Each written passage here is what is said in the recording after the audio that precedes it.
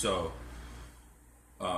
okay, so after this thing, or what I believe personally, I know what it is. I believe that, and I knew then what it was, because your soul can tell what's going on, because God allows you to know certain things, all the time. He doesn't hide things from us. He wants us to know what's going on. So I know and I believe that what shot out of me and went into her right eye was the fire of the Holy Spirit, and that's just what I believe that was. So here's what happened next. So after that, whatever that was went into her eye, went like shot into her right eye. It what happened then is yeah, the right eye. So what happened then is she ran off. The girl ran, like I could see, she ran off like screaming. Now here's what happened next. This is the crazy part. So right after she ran off, it was like boom. It was like that. I was back in my body, and I remember that. I remember knowing what just happened because I was back in the corner of the room where I was before. So I immediately like sat up. I sat up and I was just looking around. And I remember asking my mom, who was still over there by the same door where she was smoking. She's still over there. Her body was sitting down on the ground where she still was. Because this thing must have taken place within a couple minutes time. Like that's how, and that's what I've begun to understand too. Like this was definitely an out of body experience. But what I've come to understand is it was only probably like 2 minutes in our time that this whole thing took place.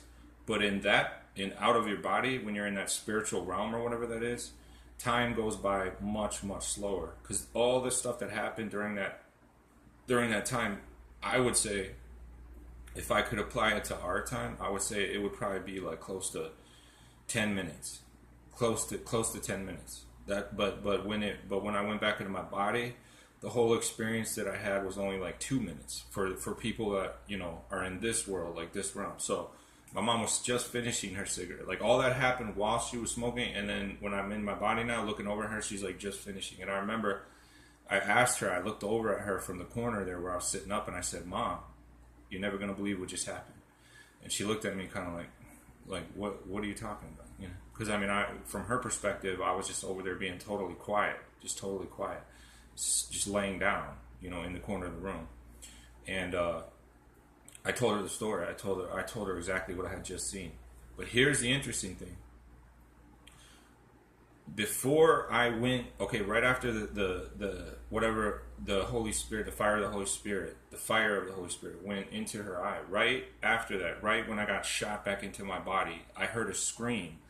I heard a scream in the apartment complex. Now, when I heard this scream, I was now in my body over in the corner. I heard like a blood-curdling scream from a female's voice. It was a female's voice. Next thing I heard was a woman saying to her boyfriend, "We got to get out of here. We got to get out of here." Like that's what she said. I could hear them. I could hear her like really panicking. I could hear her telling her boyfriend, "You said we could leave. You said we would leave this place. You said we could leave." That's what I heard her say. And I just putting two together. I can't prove this. I can't say that it has to do with her. What happened? What happened with the witch and everything? I can't say, because I never knew I didn't see who that person was talking to her boyfriend.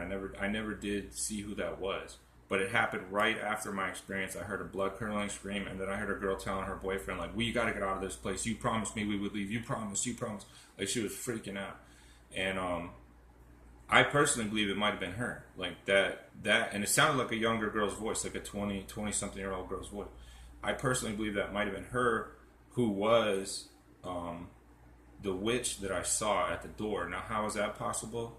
There's only one way that would be possible, because when I was out of my body, I knew that the witch that I saw was out of her body. Now, here's how I knew that: because my mom couldn't see her.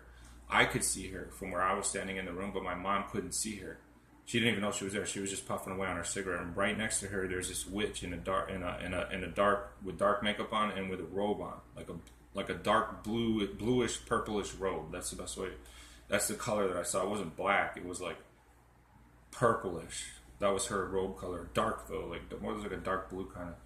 So either way, I know that the person I saw was also out of her body, and that's why she was surprised that I could see her, because she didn't think anybody would be able to see her. So whatever she was trying to do, whatever she was doing, she was up to no good.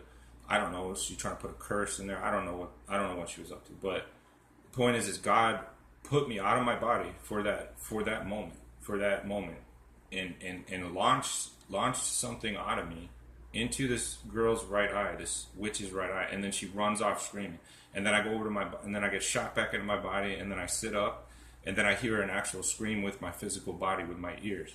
So that was the first time I had ever been out of my body before. And I know from watching other people's testimonies and things like that a person is never a Christian is never supposed to leave their spirit is not supposed to leave their body at all for any reason, unless it's God who's doing it. So in other words, we're not supposed to get into rituals and stuff where we try to get out of our bodies, where we try to have spiritual experiences out of our bodies. Christians aren't supposed to do that. And the reason why, from what I've studied, is because if you try to do it on your own, if you try to leave your own body without God's permission, your spirit is kind of at the mercy of evil.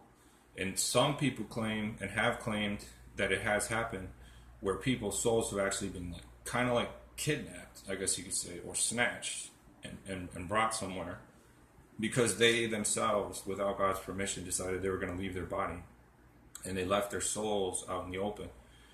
So the wolves, like the Bible talks about, the forces of darkness out there, they'll come after you to snatch you, because you're doing something against God when you get out of your body when it's not God doing it. Now in this case, I knew that it was God doing it. I knew that the whole time, because I didn't do it. I didn't ask for it. I didn't, do some kind of magical ritual type thing in order to get out of my body. It just happened. I was taken out by God, and I was put back in by God, just like that. Boom, boom. And it, like I said, it's an experience that I won't forget. But it did happen at this place where all this evil was going on. All this evil that was affecting everybody in the building, including myself. I mean, my mind was just I'm telling you, it was one of the worst experiences I've ever had. Definitely one of the worst places I've ever lived.